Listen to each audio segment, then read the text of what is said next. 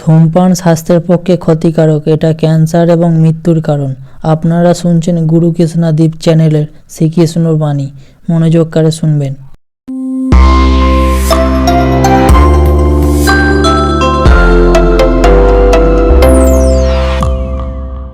জীবনে কিছু শুরু করার আগে স্বপ্ন দেখা অত্যন্ত গুরুত্বপূর্ণ, আর এটা 100% সত্যিও।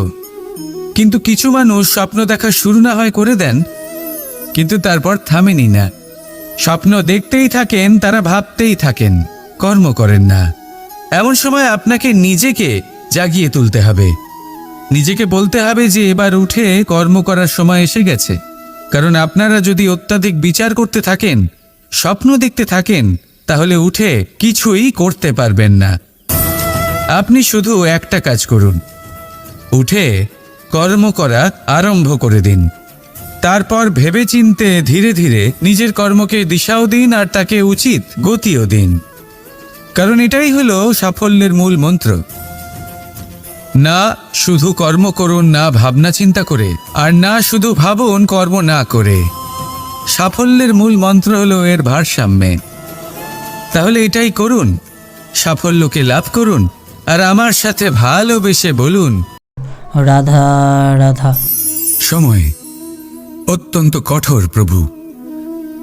আপনি অনেক লোককে এটা বলতে শুনে থাকবেন, আমার কাছে এত সময় নেই, এই কাজে আসলে অনেক সময় লেগে যাবে, এই বিষয়ে ভাবার জন্য আমার সময় লাগবে। আচ্ছা, আমি আপনাকে একটা কথা বলে রাখি, যদি আপনি এটা নিশ্চিত করার জন্য বেশি সময় নিয়ে ফেলেন যে আপনার কি করা উচিত, তাহলে সময় এটা নিশ্চয়ই করে নেবে যে আপনার সাথে কি করা যেতে পারে। কারণ এই সময় কিন্তু অত্যন্ত কঠোর। যতক্ষণ আপনার সাথে রয়েছে এর সমাদর করতে শিখুন, এর সম্মান করতে শিখুন, এর সদ্ব্যবহার করতে শিখুন। যদি এরকম না করেন, তাহলে এই সময়ের নিজেকে আর আপনাকে বদলাতে অধিক সময় লাগবে না। তাহলে আসুন, এবার সময় এসে গেছে ভালোবেসে বলার, রাধা রাধা। কি হলো, মন খারাপ? জীবনের সমস্যার বিষয়ে ভাবছেন যে কেন সমগ্র সংসারের সমস্ত কষ্ট, সমস্ত সমস্যা আমার ঝুলিতেই এসে জড়ো হলো? সবাই এটাই ভাবেন। চলুন, আমি আপনাকে বিচার বিবেচনা করতে বাধ্য করছি। ভাবুন ঝিনুকের পেটের ভেতর কাঁকড়ের এই যন্ত্রণা, ঝিনুককে তা কেন ভোগ করতে হয়? বটবৃক্ষের বীজ মাটিতে 7 হাত নিচে অন্ধকারে ঘেরা থাকে কেন? সংসারের সবচেয়ে তীক্ষ্ণ জ্বালা সূর্যকেই জ্বালায় কেন? কারণ ঝিনুকের মধ্যে সেই ক্ষমতা রয়েছে মুক্ত জন্ম দেওয়ার। বটবৃক্ষের বীজেই সেই বল রয়েছে যে সে সংসারের সবচেয়ে দৃঢ় বৃক্ষ হতে পারে। সূর্যের মধ্যে সেই ক্ষমতা রয়েছে যে সে নিজে জ্বলে এই ব্রহ্মাণ্ডকে প্রকাশ দিতে পারে। সেই জন্য জীবনে যখনই বিপদ আসবে, সমস্যা আসবে, তখন নিজেকে বোঝান যে প্রকৃতি আপনাকে এই জন্য চয়ন করেছে, কারণ প্রকৃতি এটাই ভাবে যে এই পরিস্থিতিতে সর্বশ্রেষ্ঠ ফলাফল আপনিই বের করতে পারবেন। রাধা রাধা। জীবনে লক্ষ্য লাভ কি করে করতে হয়? কেউ বলবে বন্ধুদের সাহায্যে, কেউ বলবে প্রেমের সাহায্যে, কেউ বলবে নিরন্তর চেষ্টা করলে, কেউ বলবেন পরিশ্রম করলে, কেউ বলবেন ঈশ্বরের আশীর্বাদে, ইত্যাদি ইত্যাদি। আমি আপনাকে বুঝিয়ে বলি, এই যেমন ত্রিলোক আছে, অর্থাৎ 3 লোক আছে, যাকে সঞ্চালন করে ত্রিদেব বা 3 জন দেবতা। সেইভাবে নিজের লক্ষ্যে পৌঁছানোর জন্য 3টি ভাবের প্রয়োজন পড়ে। প্রথম ভাব হলো স্বপ্ন দেখা। আপনি যদি স্বপ্ন দেখতে শুরু না করেন, তাহলে সেখানে পৌঁছতেই পারবেন না। তারপর আপনাকে দৃঢ় সংকল্প নিয়ে সেই পথ যেমনই হোক তাতে চলতে হবে। এ হলো দ্বিতীয় ভাব, দৃঢ় সংকল্প। আর তৃতীয় ভাব হলো সেই লক্ষ্যের যাত্রা পূর্ণ করার জন্য প্রতিবদ্ধ হওয়া। তাই যদি আপনি স্বপ্ন দেখতে পারেন, দৃঢ় সংকল্প দ্বারা পথ যতই কঠিন হোক না কেন তাতে চলতে পারেন, আর সেই লক্ষ্য লাভের যাত্রা পূর্ণ করার জন্য প্রতিবদ্ধ হতে পারেন, তাহলে আপনি নিশ্চিত রূপে আপনার লক্ষ্য লাভ করতে পারবেন। তাই আপনি এটাই করুন আর আমার সাথে ভালোবেসে বলুন, রাধা রাধা।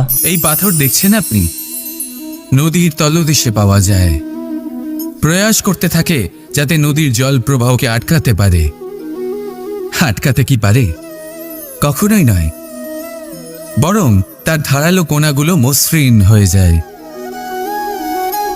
এবার এ থেকে কি শিক্ষা পাওয়া যায়? এর থেকে এটাই শিক্ষা পাওয়া যায় যে ব্যক্তি দৃঢ়তার সাথে জীবনে শুধু আগে এগোতে থাকেন না থেমে, তিনি না শুধু নিজের লক্ষ্য প্রাপ্তি করতে পারেন, বরং নিজের পথের সমস্ত বাধার অস্তিত্বই পাল্টে দিতে পারেন। তাহলে আপনি কি হতে চাইবেন? সেই ব্যক্তি যিনি নিজের বাধাকে দূরে ঠেলে আগে এগোতে পারেন, নাকি সেই ব্যক্তি যিনি অন্য কারোর পথে বাধা হয়ে থেকে তার নিজের অস্তিত্বই হারিয়ে ফেলেন? সিদ্ধান্ত হলো আপনার। রাধা রাধা। ঈশ্বর আমাদের হাত প্রদান করেছেন, হাত যা জড়ো করা হয় প্রণাম করার জন্য, ঊর্ধ্বগামী হয় প্রার্থনার জন্য। এই হাত যার দ্বারা আমরা খাবার খাই, ফসল উৎপাদন করি। কিন্তু এই হাতের দ্বারা সবথেকে শ্রেষ্ঠ কাজ কি হতে পারে? সেবা। আগে হ্যাঁ, সেই হাত যা সামনে এগিয়ে আসে সেবা করার জন্য, যে সেবা করে তাদের যারা দুঃখে থাকেন, নিরাশ হয়ে থাকেন, যারা সেবা করেন তাদের যারা কিনা দরিদ্র। সেই হাত হলো সব থেকে অধিক মহান।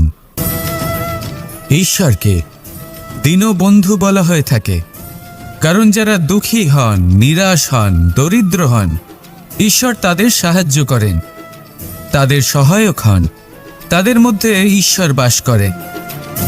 তাই আপনারা যদি এটাই করেন, যারা দুঃখে আছেন, নিরাশ হয়ে আছেন, যাদের সাহায্যের প্রয়োজন রয়েছে, যদি আপনি তাদের সাহায্য করেন, তাহলে আপনি এমন এক চৈতন্য লাভ করবেন যে আপনি তৃপ্ত হয়ে উঠবেন। তাহলে সবার সেবা করুন আর আমার সাথে ভালোবেসে বলুন, রাধা রাধা। জীবনের পঞ্চমহাতত্ত্বের মধ্যে পঞ্চম তত্ত্ব অগ্নি। অগ্নি যা জ্বালাতে সাহায্য করে, কিন্তু তা উত্তাপও প্রদান করে।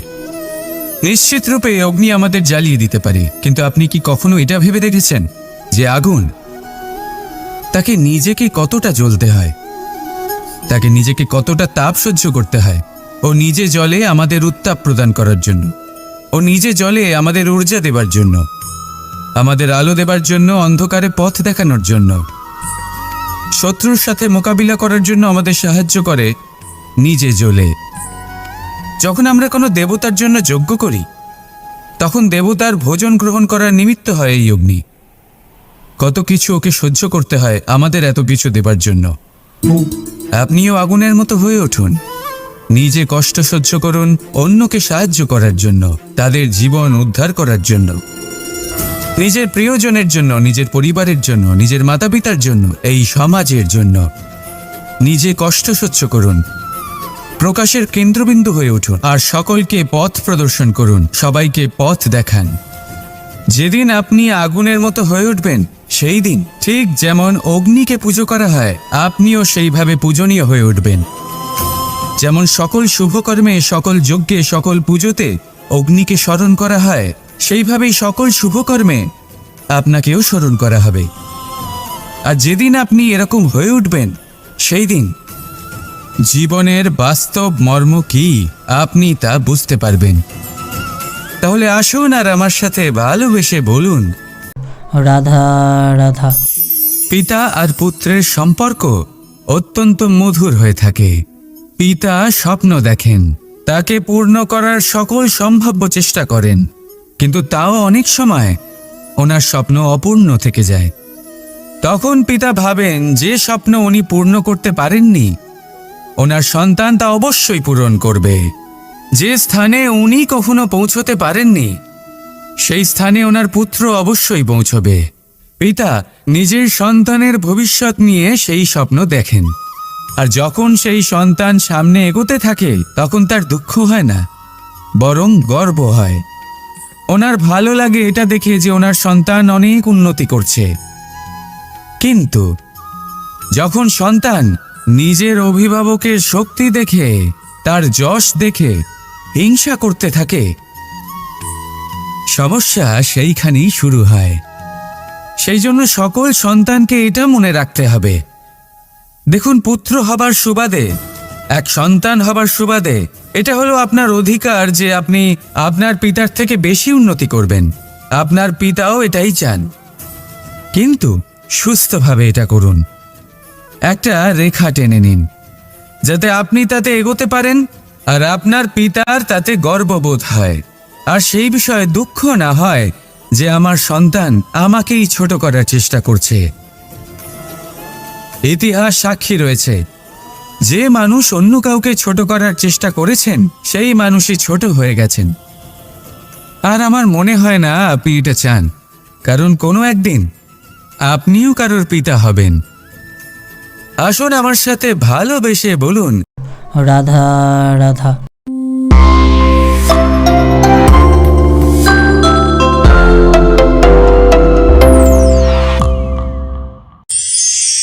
করুণা। করুণা সেই অনুভূতি যার থেকে সংসারের সমস্ত অনুভূতির জন্ম হয়, আর এই সমগ্র সংসার মায়ের থেকে জন্ম নেয়। মাই সেই ব্যক্তি যিনি করুণার সাগর। সন্তানকে দেখেই উনি বুঝে যান যে তার বিড়ম্বনা কিসের, তার কিসের প্রয়োজন। সন্তানের চোখে যদি উনি জল দেখেন, সেটা দেখেই উনি বুঝে যান যে সন্তানের শরীরের কোন অংশে সে আঘাত পেয়েছে। সন্তানের কিছু না বলা সত্ত্বেও মা বুঝে যান যে আজ আহারে সন্তান কি খেতে চায়। ইনি হলেন মা। মা করুণার সব থেকে বড় রূপ। আর আজকের যুগে মানুষেরা জীবনে একটু এগিয়ে গেলেই মাকে পেছনেই ফেলে আসে, মাকে ভুলেই যায় তারা। এই ভুল আপনি কখনোই করবেন না, কখনোই করবেন না, কারণ মা সেই করুণা যে আপনার জীবন থেকে চলে গেলে তারপরে আপনি জীবন অবশ্যই যাপন করবেন, কিন্তু কখনোই জীবন বাঁচতে পারবেন না। তারপরে আপনার জীবন থেকে আপনার এই মূল্যায়ন, আপনার জীবন থেকে করুণার এই অনুভূতি, সেটাও আপনি হারিয়ে ফেলবেন। আপনার মা সব থেকে গুরুত্বপূর্ণ। যদি মাকে হারিয়ে ফেলেন তাহলে বুঝবেন সব হারিয়ে ফেলেছেন।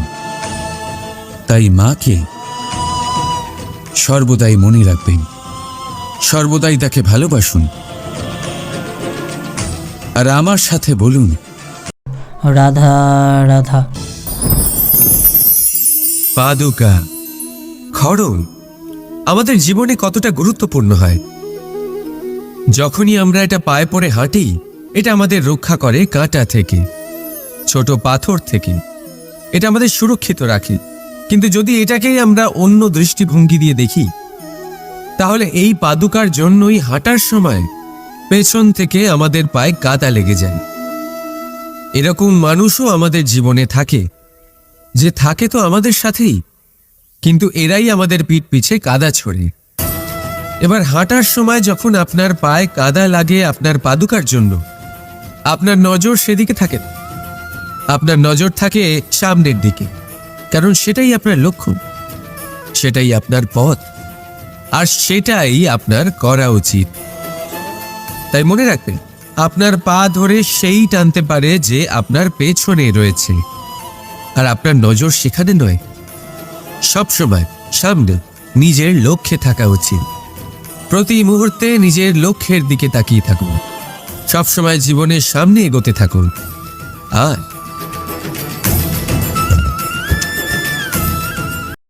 রাধা রাধা।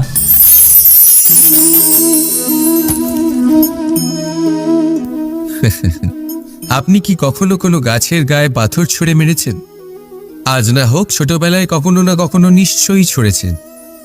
এখনো বাচ্চারা সেটাই করে থাকে।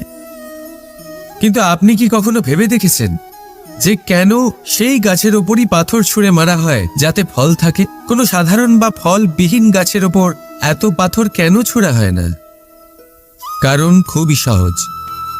আমরা ফল খেতে চাই, আর সেটা পারার জন্য আমরা পাথর ছুঁড়ে সেগুলিকে প্রাপ্ত করার চেষ্টা করি। আর অন্যদিকে সেই গাছ এই পাথরের রূপে বিরোধিতা সহ্য করে, তবুও সেখানেই দাঁড়িয়ে থাকে যেখানে তার অবস্থান। সেই ফল আমাদের দিতে থাকে যা সর্বদা আমাদের দিয়ে এসেছে, আর সেই জন্যই সে আমাদের কাছে মূল্যবান। তাই মনে রাখবি, আপনার জীবনেও এরকম অনেক মানুষ আসবেন বা হয়তো এখনই আছে যারা আপনার বিরোধিতা করেন, যারা আপনার জীবনে সংকট ডেকে আনে, আপনাকে দোষারোপ করেন, কিন্তু আপনার নজর সেদিকে থাকা উচিত নয়। তাই একটা গুরুত্বপূর্ণ সত্য সবসময় মনে রাখবেন, সেই গাছের ওপরেই পাথর এসে পড়ে যে ফল ধারণ করে, যে মূল্যবান হয়। রাধা রাধা। শব্দ।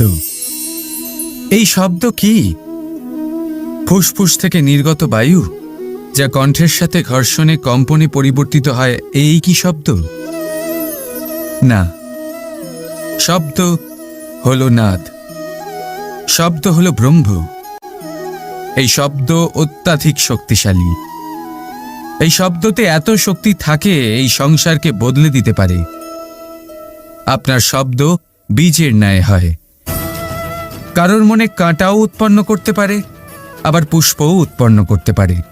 যদি কোনো ব্যক্তি নিরাশ হন, নিজের জীবনের সব থেকে কঠিন সময় পার করছেন, তাকে প্রেরণার দুটি শব্দ বলে দিলেই সে অসম্ভব থেকে অসম্ভবকারী কার্য করে দেবে। যেমন জাম্ববানের প্রেরণার দ্বারা বীর হনুমান সাগর পার করেছিলেন। আর যদি কেউ উৎসাহী হন, তার উৎসাহ কম করার জন্য বলা দুটি শব্দ তাকে তার পতনের দিকে নিজে থেকেই নিয়ে যেতে পারে।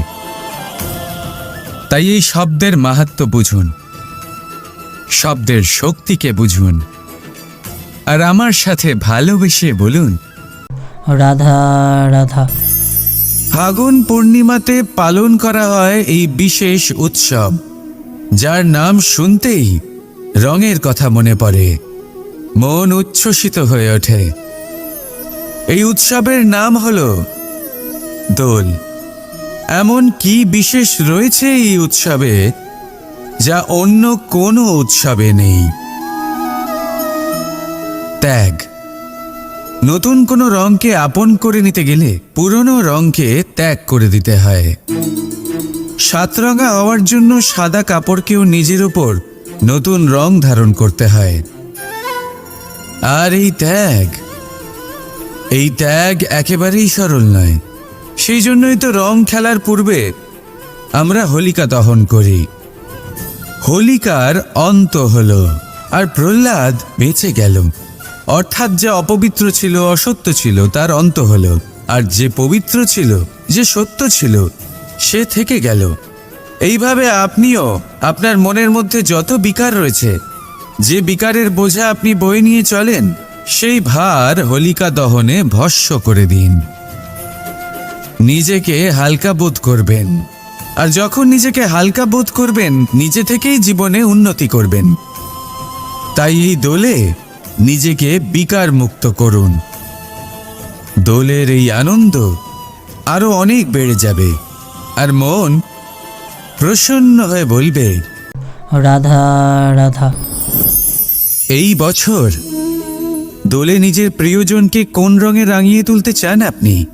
লাল, সবুজ, হলুদ, নীল, সাতরঙা, অনেক রং রয়েছে। আমাকে জিজ্ঞেস করলে আমি বলবো এই বছরও ওই রঙেই খেলবো যে রং দিয়ে আমি ছোটবেলা থেকে আজ পর্যন্ত খেলে এসেছি,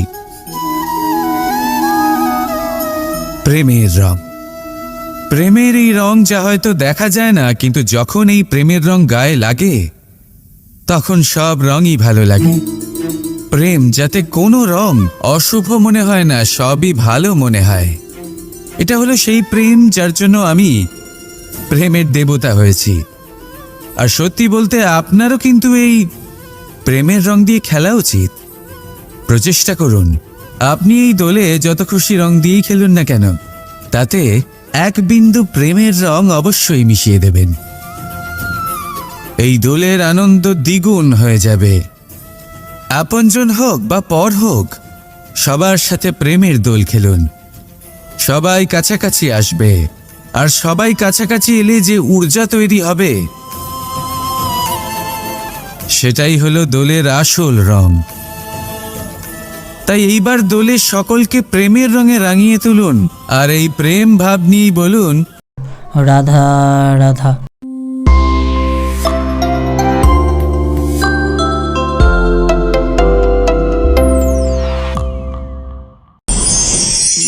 আজ বিজয়া দশমী। সেই দিন যবে শ্রীরাম রাবণকে বধ করেছিলেন। এ হলো সেই দিন যেদিন শ্রীরাম লঙ্কা জয় করেছিলেন। লোকে বলে এটা খারাপের বিরুদ্ধে ভালোর জয়ের প্রতীক। এটাকে দেখার আরও একটা দিক আছে। আগে হ্যাঁ, এটা ভালোবাসার জয়ের প্রতীক। এটা পরিবারের জয়ের প্রতীক। আপনি তো নিশ্চয়ই জানেন যে রাবণ মহাজ্ঞানী ছিল, মহা শক্তিশালী ছিল, মহাদেবের পরম ভক্ত ছিল রাবণ। এবার যে ব্যক্তি কৈলাস পর্বত তুলতে পারত, সেই ব্যক্তি নিজে এক কাটা বৃক্ষের মতো শ্রীরামের চরণে পড়েছিল। কেন? কারণ রামের সাথে লক্ষ্মণ ছিল, কিন্তু ওদিকে রাবণের সাথে বিভীষণ ছিল না। একদিকে এক পরিবারের মধ্যে ভালোবাসা ছিল, কিন্তু অপরদিকে আর এক পরিবারের মধ্যে দূরত্ব বাড়ছিল। তাই মনে রাখবেন, যদি সংসারের ওপরে বিজয় লাভ করতে হয়, তাহলে সর্বপ্রথম পরিবারের মধ্যে ভালোবাসা বজায় রাখতে হবে। পরিবারের মধ্যে ভালোবাসা বাড়ান, দূরত্ব নয়। আপনি সব সময় সুখী থাকবেন, আর জীবনের সমস্ত বাধা আপনি অতিক্রম করবেন। রাধা রাধা। মানুষের স্বভাব হলো ভাবা, ভেবেচিন্তে সিদ্ধান্ত নেওয়া, আর সিদ্ধান্ত নিয়ে এই পৃথিবী বদলানোর ভাবনা নিয়ে এগিয়ে যাওয়া, তাই না? কিন্তু সবাই কি নিজের সিদ্ধান্তের ইতিবাচক পরিণাম পেতে সফল হন? কেন শুধু কিছু মানুষই এই সংসারকে বদলাতে পারেন, সবাই নয় কেন? এর কারণ হলো ভয়। আর এটাই পার্থক্য সফল আর অসফল মানুষের মধ্যে। সফল তারাই হন যারা নিজের ভাবনা আর সিদ্ধান্ত দিয়ে এই সংসার বদলে দেন, আর অসফল তারাই হন যারা এই সংসারের ভয়ে নিজের ভাবনা, নিজের সিদ্ধান্ত বদলে ফেলেন। তাই যদি এই পৃথিবীতে আপনি কিছু বদলাতে চান, তাহলে নিজের লক্ষ্য অবধি পৌঁছবার পথটা বদলান, নিজের ভাবনা আর নিজের সিদ্ধান্ত নয়। রাধা রাধা। আমাদের মধ্যে অনেকেই এই ভাবনায় বিলীন থাকি যে আমাদের নিজের জীবনে আপেক্ষিক সুখ আর সুবিধা কখনো প্রাপ্তি হয়নি, কারণ ভাগ্যে এই নির্ধারিত আছে, কারণ আমরা এমন পরিবেশে জন্ম নিয়েছি। কিন্তু আপনার জন্ম কি আপনার নিয়তি নির্ধারণ করে? কিছুটা হলেও করে।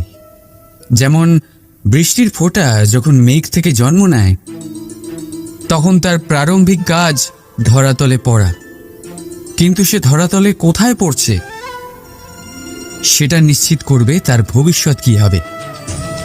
কলা পাতায় পড়লে কর্পূরের মতো উবে যায়, শক্তির মুখে পড়লে মুক্তয়ে পরিণত হয়, যদি বিষধর পান করে তা বিষ হয়ে যায়। জলকণা এক আর পরিণতি তিন। তাই পরিণতি আমাদের জন্ম নয়, আমাদের চয়ন নির্ধারিত করে। এই জন্য নিজের চয়ন ভেবেচিন্তে নির্ধারিত করুন। রাধা রাধা। যত্র নারীস্ত পূজ্যতে রমন্তে তত্র দেবতা। অর্থাৎ যেখানে নারীকে পুজো করা হয় সেখানে দেবতা বিরাজ করেন। আমরা এসব মানি, কিন্তু পালন কতটা করি? এবার আপনারা বলবেন, আমরা মেয়েদের সবার সামনে সম্মান করি, তার জন্মদিনে অথবা বিবাহ বার্ষিকীতে তাদের উপহার দিই, ইত্যাদি ইত্যাদি, কিন্তু এটা কি যথেষ্ট? এবার ভাবুন, একজন নারী নিজের স্বামীর জন্য, নিজের পিতার জন্য, নিজের পুত্রের জন্য, নিজের ভাইয়ের জন্য কি না করেন। আর আমরা তাকে কি শুধুমাত্র একটা উপহার দিয়ে সন্তুষ্ট করতে পারি? নারীদের স্বর্ণ অলংকারের কোনো প্রয়োজন নেই, দামি বস্ত্রেরও প্রয়োজন নেই। তার চাই আপনার থেকে সম্মান, সকলের সামনেও এবং একান্তেও। তার চাই আপনার সময়, আপনার স্নেহস্পর্শ, আর একটু চেষ্টা, যাতে আপনি তাকে বোঝাতে পারেন যে হ্যাঁ, আপনার জীবনে ওনার স্থান আছে, সমান অংশ আছে। তখনই আপনি বলতে পারবেন, যাত্র নারী পূজ্যতে রমন্তে তত্র দেবতা। রাধা রাধা। অনেক সময় আপনি আপনার মাতা পিতা, আপনার হিতৈষী বা আপনার শুভাকাঙ্ক্ষীর মুখে এটা শুনে থাকবেন যে ওর ওপর কুনজর পড়েছে, ওর কুনজর শোধন করো, এইটা করো না, না হলে কুনজর পড়বে, এরম সাজসজ্জা করো না, ওটা পড়ো না, পড়লে কুনজর পড়ে যাবে। আর কেউ কেউ এই কুদৃষ্টি দূরীকরণের উপাচারও করে। লঙ্কা পুড়িয়ে ধোঁয়া দেন, প্রদীপের আগুনে কুদৃষ্টি দূর করেন, কালো টিকা লাগান, আরো কত কিছু করেন।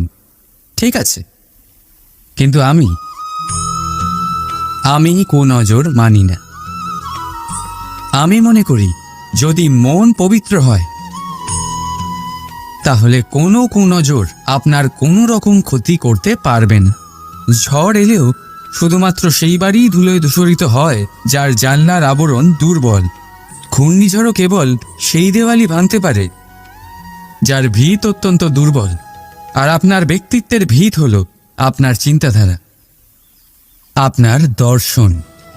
একই পরিস্থিতি, একই স্থান, একই ঘটনাকে আপনি ধনাত্মক রূপেও গ্রহণ করতে পারেন, ঋণাত্মক রূপেও গ্রহণ করতে পারেন। সিদ্ধান্ত আপনার। এই সংসারকে যেভাবে চাইবেন সেভাবেই পাবেন। এই জন্য মনে রাখবেন, নিজের দৃষ্টি নয়, দৃষ্টিভঙ্গির খেয়াল রাখুন। কারণ বলা হয়ে থাকে, এই সংসারে কুনজরের উপাচার আছে,